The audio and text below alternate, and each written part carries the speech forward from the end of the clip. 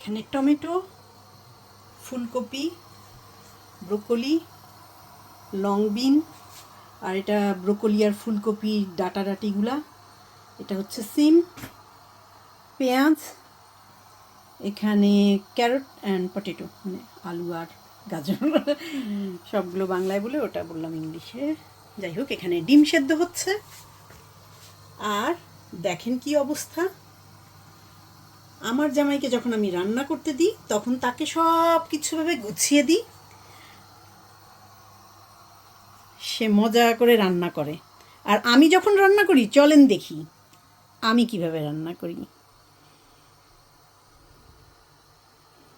পেঁয়াজ কুচি ফেলেছি, এখানে এখনও কাটা হয়নি।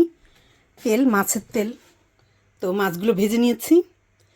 এখন চুলাটাও জ্বালিয়ে দিয়েছি। এখন কাটবো আর দিব, কাটবো আর দিব, ভেবে গুছিয়ে রান্না করা। উফ, কারা কারা এমন করেন যে গুছিয়ে টুছিয়ে রান্না করতে বসেন।